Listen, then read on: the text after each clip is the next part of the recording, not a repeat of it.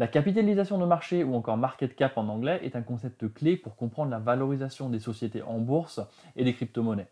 En tant qu'investisseur intelligent, c'est un concept que tu dois absolument comprendre, surtout quand il s'agit d'évaluer le potentiel de croissance de ton actif. Si tu ne sais pas ce que c'est ou si tu penses que c'est simplement le prix d'un actif ou d'un token, tu risques de faire quelques grosses erreurs en investissement qui sont assez facilement évitables. Dans cette vidéo, je vais t'expliquer ce qu'est le market cap, comment on le calcule et pourquoi c'est un indicateur essentiel pour comprendre les performances et les potentiels de croissance de différents actifs financiers. Salut, moi c'est Marc, bienvenue sur Le Prisme. Ici, on met en perspective tous les sujets qui touchent de près ou de loin aux finances personnelles et à l'investissement. Pour expliquer ce qu'est le market cap, on va commencer par une formule toute simple. Le market cap se calcule en multipliant le nombre d'actions par leur prix. Ça, c'est la formule générale qui s'applique justement à la bourse et aux actions. Dans le monde de la crypto aussi, on parle de market cap, mais cette fois-ci on ne parle pas d'actions, mais on parle bien de tokens. Petit rappel pour ceux qui ne se rappellent pas de la définition d'une action, quand quelqu'un décide de diviser une entreprise en 1000 parts égales, l'entreprise émet 1000 actions. On va maintenant faire l'exemple de deux entreprises A et B. L'entreprise A émis en tout et pour tout 1000 actions, et chacune de ces actions vaut 100 euros. Si on reprend notre formule, ça veut donc dire que cette société a un market cap de 1000 fois 100 est égal à 100 000 euros. 100 000 euros, c'est la valeur financière totale de cette société sur le marché financier. Parlons maintenant de la société B qui, elle, à son tour, a émis en tout et pour tout 100 000 actions. Par contre, cette fois-ci, chacune de ces actions vaut 1 euro.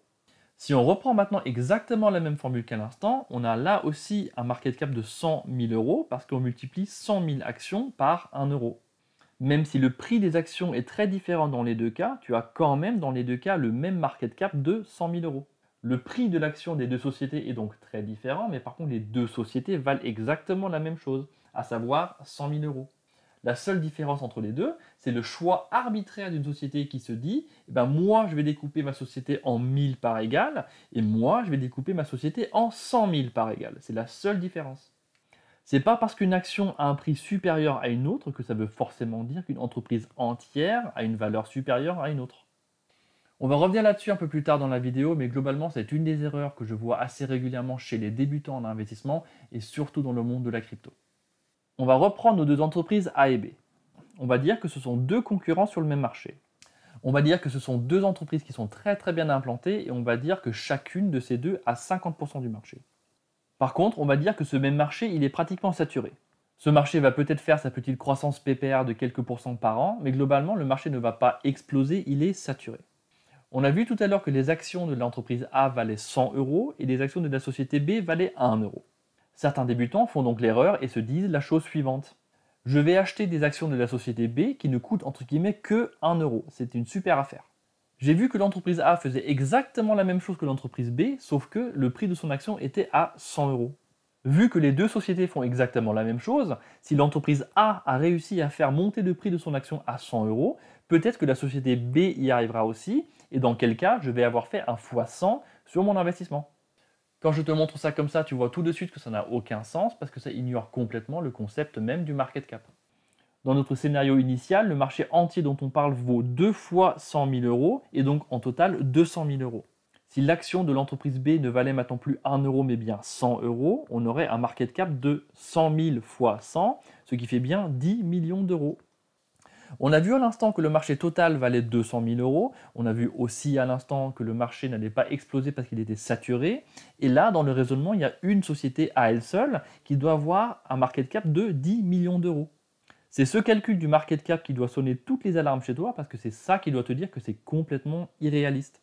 Dans ce scénario, si l'entreprise B ne s'ouvre pas à des nouveaux marchés, il n'y a absolument aucun moyen que l'action de l'entreprise B atteigne 100 euros. Dans notre scénario, l'action de l'entreprise B ne va jamais atteindre 100 euros car le marché n'est tout simplement pas assez grand pour ça. Parlons justement un petit peu du prix maintenant. On vient d'admettre dans notre exemple que les deux sociétés avaient des actions qui valaient respectivement 1 et 100 euros. En réalité, on sait tous qu'en bourse et aussi en crypto, les prix fluctuent et justement on va voir pourquoi. Le prix d'un actif est toujours déterminé par le dernier échange qui a eu lieu entre un acheteur et un vendeur. On va reprendre notre société B avec une action à 1 euro. Si une action vaut 1 euro, ça veut dire qu'il y a eu un échange d'une action à 1 euro exactement. Une personne vend, une personne achète et ils sont tombés d'accord sur le prix. Rappelle-toi, on a vu à l'instant que la société B avait 100 000 actions, donc dans ce cas, le market cap il est bien de 100 000 euros. 5 minutes plus tard, il y a une deuxième personne qui se présente qui, elle aussi, aimerait vendre son action à 1 euro. Par contre, cette fois-ci, le problème, c'est qu'il n'y a pas d'acheteur en face, peu importe pourquoi, hein. Peut-être que l'acheteur il est parti en vacances, peut-être que l'acheteur il a d'autres projets, peu importe. Le vendeur se retrouve sur un marché où il n'y a pas d'acheteur en face. Le vendeur n'arrive donc pas à vendre son action à 1 euro et baisse donc son prix à 90 centimes. Super, à ce prix-là, ça motive un nouvel acheteur à se manifester, ils tombent tous les deux d'accord sur le prix et l'échange se fait donc à 90 centimes. Dans la chronologie, le tout dernier échange de cet actif a donc eu lieu maintenant à 90 centimes, c'est ça le dernier prix d'échange. Vu que c'est ça maintenant le dernier échange constaté sur le marché, ça veut dire que le market cap maintenant il n'est plus à 100 000 euros, mais bien à 90 000 euros. Bien sûr, on a toujours les 100 000 actions, mais maintenant une action ne vaut plus 1 euro mais plus que 90 centimes, donc ça fait un market cap total de 90 000 euros. Résultat de l'histoire, le cours de l'action a fait un moins 10% en valeur. C'est pas parce que l'entreprise a fait quelque chose de mal ou qu'elle a mal performé, mais c'est juste parce qu'il y a deux gugus qui se sont échangés une action à un prix de 90 centimes, c'est tout. L'entreprise en soi crée toujours les mêmes produits et services qu'auparavant, exactement dans les mêmes quantités, il n'y a rien qui change dans l'opérationnel de l'entreprise. C'est juste le cours qui a chuté de 10% à cause de la dernière transaction qui a eu lieu. Je vais provoquer un petit peu, mais admettons que sur ce marché, il y ait quelqu'un qui fasse une erreur. Il a une tonne d'actions et puis il va cliquer sur le mauvais bouton, il va donc vendre une tonne d'actions à un prix qui est absolument dérisoire. À lui seul, il va réussir à modifier le cours de l'action par une simple erreur parce que la dernière transaction qui est faite, elle a été faite à un prix qui est dérisoire. Et c'est justement là qu'on rentre dans la psychologie du truc. Quand on parle de market cap, on parle vraiment de la valeur financière d'une entreprise sur un marché financier. Et cette valeur financière, elle est parfois décorrélée de l'opérationnel. Je simplifie un peu, mais si on prend l'exemple d'une entreprise qui produit année après année 10 millions de voitures, quoi qu'il arrive, sans aucun problème, et ça fonctionne très très bien, si maintenant tu as un scandale autour du dirigeant de cette entreprise qui n'a rien à voir avec la production en soi, eh ben, c'est l'aspect psychologique qui va prendre le dessus. La production en soi de l'entreprise va très très bien, elle n'a en gros rien à voir là-dedans, c'est juste qu'il y a quelques spéculateurs qui ont décidé de commencer à vendre quelques actions, ce qui mécaniquement fait baisser le prix. Derrière, il y a d'autres personnes qui voient que le prix baisse, donc elles aussi, elles vont vendre par effet psychologique, par effet de peur, leurs actions, ce qui continue à faire baisser le prix de l'action. J'insiste sur le fait que c'est un événement qui est lié à une psychologie de marché et qui est complètement décorrélé de l'opérationnel. De la même manière, si le dirigeant dit quelque chose qui au contraire plaît aux gens, eh ben les gens vont plus facilement acheter des actions, ça va faire augmenter le prix, mais opérationnellement, encore une fois, ça n'aura rien changé, l'usine sortira toujours autant de voitures qu'auparavant. Ce que je veux vraiment que tu comprennes dans cette discussion, c'est la décorrélation parfois, pas toujours, mais parfois, entre l'aspect opérationnel et l'aspect financier et psychologique. L'aspect psychologique fait partie du truc, que ça te plaise ou pas, et c'est maintenant à toi d'en être conscient pour bien le maîtriser. Si tu veux apprendre à investir de manière intelligente, essaye de bien faire la différence entre justement cette psychologie de marché et ce qu'on appelle l'analyse fondamentale. En regardant le fondamental, tu essaies de regarder comment le projet ou l'entreprise est positionné sur son marché de manière objective et tu ignores presque tout le bruit qui est généré par le drama et toute la psychologie qu'il y a autour. C'est vrai sur tous les marchés, mais je dirais que c'est particulièrement vrai dans la crypto. Pour être complet dans mon discours, il y a évidemment plusieurs manières d'investir. Certains investissent sur du fondamental et uniquement du fondamental et s'en fichent complètement de la volatilité de l'actif à court terme. En revanche, il y a d'autres spéculateurs qui se fichent complètement de l'actif sous-jacent, mais ne font que du trading de la psychologie de marché. Ils essayent d'anticiper la peur ou l'euphorie des marchés et se positionnent en fonction. S'ils pensent que l'actif il est fondamentalement mauvais, mais qu'ils pensent quand même que par effet psychologique et euphorique, le prix de l'action va augmenter, eh ben ils vont se positionner en tant qu'acheteurs et peut-être revendre à très très court terme. C'est un phénomène qu'on voit malheureusement beaucoup trop souvent en crypto et qu'on appelle pump and dump. En gros, il y a quelques personnes qui créent parfois artificiellement une euphorie autour de certains projets crypto, dont du coup ils gonflent le prix artificiellement, et une fois que le prix a atteint un certain niveau, et bien derrière ils vont dumper, on appelle ça, ils vont revendre tout ce qu'ils avaient. En tant qu'investisseur, tu dois maîtriser absolument les deux. Tu dois aussi bien maîtriser l'analyse fondamentale que les biais psychologiques, surtout chez toi. Et après, tu dois te positionner selon ton profil. Est-ce que tu es quelqu'un qui va plutôt trader la psychologie de marché ou est-ce que tu es quelqu'un qui va faire de l'analyse fondamentale pour te positionner sur du plus long terme? Tu dois absolument être capable de faire le tri entre ce qui est pour toi du bruit et du drama et ce qui est pour toi essentiel comme information pour ton investissement. On a maintenant beaucoup parlé de théorie et comme d'habitude, je vais te faire quelques exemples concrets. Je tiens à rappeler que toutes mes vidéos ont un but purement éducatif et sont en aucun cas un conseil en investissement. Ce que je veux que tu comprennes, c'est quelques mécanismes et que derrière, tu te poses les bonnes questions pour toi-même, mais en aucun cas, je t'incite à investir ou à ne pas investir dans quoi que ce soit. On va maintenant prendre 3 sociétés bien connues. On va prendre Apple, Microsoft et LVMH. Apple a un market cap de 3040 milliards de dollars, Microsoft de 2770 milliards et LVMH de 400 milliards. À côté de ça, maintenant, on va regarder le prix des actions de chacune de ces sociétés. Une action de Apple vaut 195 dollars, une action de Microsoft vaut 373 et une action de LVMH vaut 797 dollars. Ça, ce sont des données qui ont été prises début décembre 2023. Dans cet exemple, c'est l'entreprise avec le plus petit market cap qui, entre guillemets, a l'action la plus chère. J'espère que ça te permet de voir et de comprendre que le prix seul de l'action n'a aucune indication sur la valeur de l'entreprise. Une seule action LVMH est 4 fois plus chère qu'une action Apple. Par contre, Apple est à quelque chose près 7,5 fois plus grand que LVMH. Petite parenthèse, je te renvoie à ma précédente vidéo dont je mettrai le lien en description sur le biais unitaire. Dans cette vidéo, on parle plus en détail de ce biais psychologique de l'investisseur lié aux chiffres et aux unités. Je vais faire un autre exemple pour la crypto et je vais commencer par le Bitcoin. Au jour où je fais cette vidéo, le Bitcoin vaut à peu près 42 000 dollars. Il y a actuellement environ 19,5 millions de Bitcoins en circulation, ce qui fait un market cap total d'environ 820 milliards de dollars. À côté de ça, il existe un certain token que je ne vais même pas prononcer mais que je vais t'écrire à l'écran.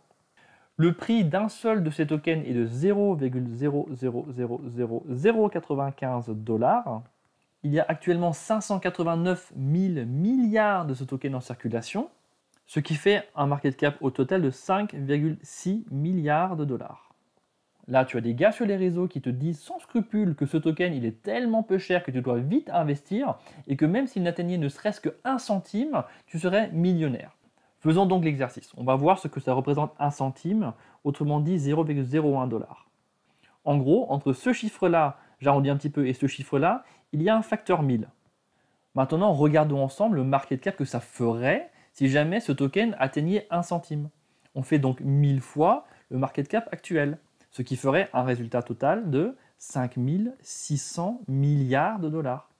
Pour rappel, le market cap de Bitcoin aujourd'hui, c'est 820 milliards de dollars, à un prix unitaire à 42 000 dollars. Maintenant, il faut vraiment que tu te poses la question, même si 0,01 $, ça paraît peu, on va dire, sur le papier, est-ce que c'est réaliste compte tenu du market cap du truc? Si on fait maintenant l'exemple inverse et qu'on disait que le market cap de Bitcoin était de 5 600 milliards de dollars, et bien ça ferait un Bitcoin à exactement 290 000 dollars. Ce que je veux que tu retiennes ici dans cet exemple, c'est que avoir ce token-là à 1 centime, c'est équivalent en termes de market cap à un Bitcoin à 290 000 dollars l'unité. Encore une fois, maintenant, c'est à toi de te poser la question si tu penses que ça a du sens ou pas.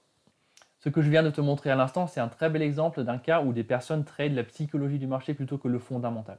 Il y a des traders qui savaient qu'un grand nombre de personnes qui n'y connaissent pas grand-chose allaient se faire avoir par le petit chiffre, par le petit nombre de la valeur d'un token et qui allaient se dire « Ah bah tiens, c'est super, c'est pas cher, donc je vais investir et j'en aurai plein, et derrière, quand ça prendra de la valeur, je serai millionnaire. » Malheureusement, ces personnes-là n'ont pas forcément regardé le market cap qu'on vient de voir ensemble et ne se sont pas rendus compte que les promesses qui ont été faites étaient juste simplement irréalistes. Allez, maintenant, c'est bien beau, mais comme d'habitude, qu'est-ce qu'on en tire comme conclusion? Qu'est-ce qu'on a appris et qu'est-ce qu'on en fait?